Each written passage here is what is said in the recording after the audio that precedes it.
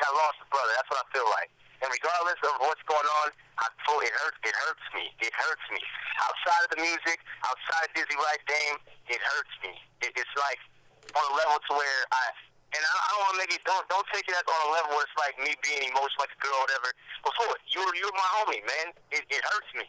It hurts me to even like know that we're not cool on that level because me and you, like, we're cooler than Swizz. I know Swizz longer, but me and you could talk and I could express things. Me and you were cool, like, cool. We were cool. Sometimes I'm just sitting like, damn, what would I have been doing now? Probably would have been talking to you or something. But now it doesn't exist no more. But not only does it not exist, we're enemies. Magneto and Professor X now. That's what it is. And it's the music thing. And then also, you came to my house a few weeks ago, whatever. It's like, why did you come to my house? Why did you come to my house? Not saying it in a disrespectful way, like, don't be at my house, whatever, but why did you come? Like, what is the reason behind that? If I had to say we were cool then, and then we continue the relationship to build again from there, would you still go and try to do things to sabotage what I have going on? And with me still respecting your views on my business, like, it's full. Like, something's wrong in this whole situation right here. If you don't feel it or sense it, then that means it's like, I feel like you may not even have a heart then to even think, like, I'm Marcus, man. I'm Marcus. I'm not a perfect guy. You're not perfect either. Nobody is. But I'm Marcus. On the floor that you knew, I never tried to, like, fuck you over or screw your life up or make things wrong for you. I never tried to do anything like that. I never did. You helped me out, I helped you out. There may be some little disagreements, but that happens to friends. But why is it like, but it's to this point now, it literally hurts me. It hurts me. Like, I don't even know my brothers. Like, I mean, I know them, but I don't know them. I don't talk to them. I talk to you in a way, but I don't have friends who are like you. I'm not saying that you're replaceable. I'm not in a gay way. This is strictly just real life right now. But it's like, yeah, you came in, and now when we were so cool, and now all this stuff happened. Now it's like, dang, this fool. It doesn't. I don't care what you're actually doing on Facebook. It's not that bothers me.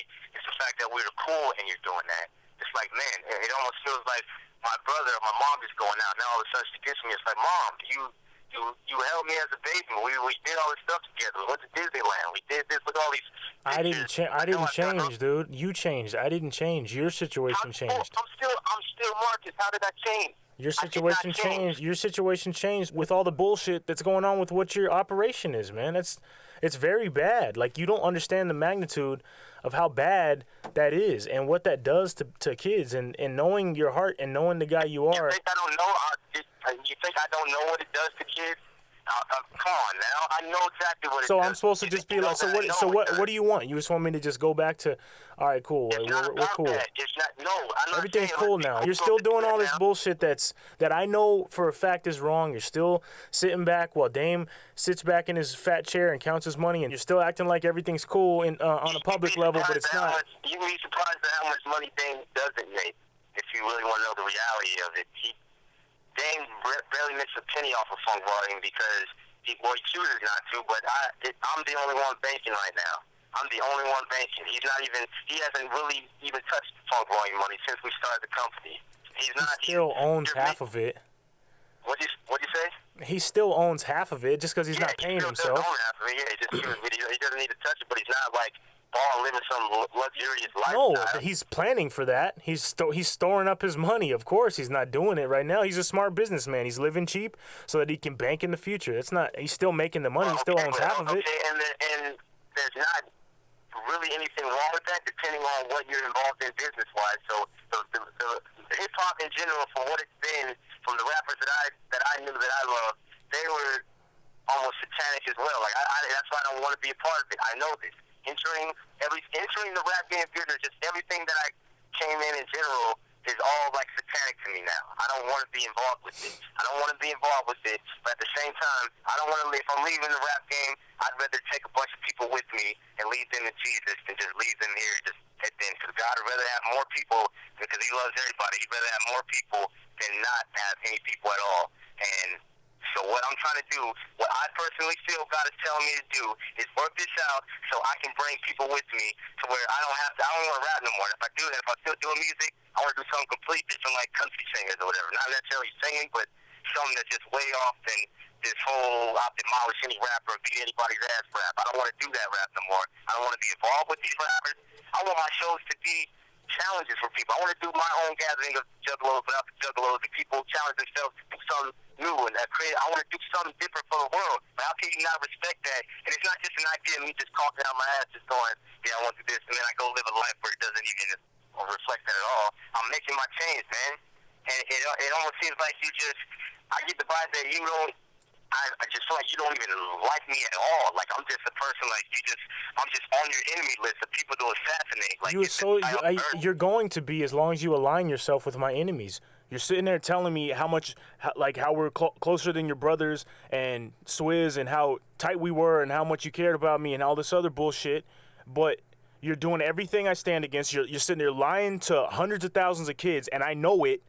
And you're also in bed with Dame, who has openly declared himself an enemy of me. Dame is my enemy. He's my Tamika Wright. Like, you've had plenty of opportunities to stand up for me or to, go to bat for me. Dame, he threw me under the bus with the contest, and now he's going out of his way behind the scenes with the Omnia thing. I mean, the dude literally called up a company that I was trying to partner with the YouTube channel and told them not to do it because he had influence there. Like, having nothing to do with the Funk Volume or with you or with me, just completely separate. This is months after I even was going at you guys hard. And now he's the little devil on your shoulder and running your company however the fuck he wants. And I'm supposed to just sit back here and not say anything about that? Taking your giant-ass fan base that you developed with your talents and then just throwing random rappers at them so that he can fill his pockets? And I'm supposed to just sit back and be like, oh, yeah, sure, yeah, go ahead, damn, yeah, just ruin my partnership with this company and stonewall me from this website and rob me of this opportunity here.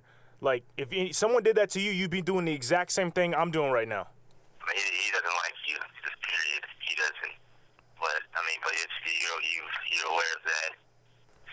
So, that situation is, I don't know anything about that, so I couldn't speak on it. But. Yeah. So, 1 second he's a good guy, and then the next second you're cool with him just, like, messing with me because he doesn't like me or whatever. No, he's messing with me because I pose a threat to him, because I tell you the truth, I tell you what you don't want to hear, and he knows that he can't control me. He can't just throw money at me and shut me up. Or keep quiet when he pulls his bullshit.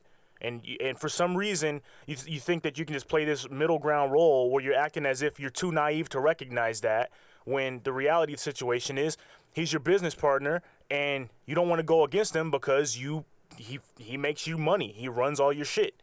But on the other hand, you're saying you want to be this nice guy. You're playing both sides of the fence. It's complete bullshit.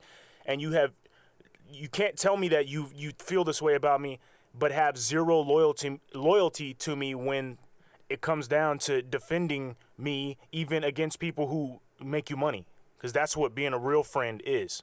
And you're sitting there doing the same thing with the fans too. You're saying you want to change the world and do all this positive shit, but you're feeding into every single thing that you stand against. So it's like, that's like me becoming a cocaine dealer and making friends with 100 crack addicts just as an outreach for positivity. Like, people are only going to respect you under the context that you engage with them. Like, you can't just become a cocaine dealer and sell crack to 100 people and think that just because they know you based on that crack, that if you become a Christian and you want to try to change their lives, that they're just going to flip because they know you, because they met you under the context of buying drugs. So that whole plan of yours is completely fallacious. There's an old saying that I read one time that goes, leading by example isn't a good way to influence others. It's the only way to influence others. So you thinking that getting rich off of doing everything that you hate or that you say you hate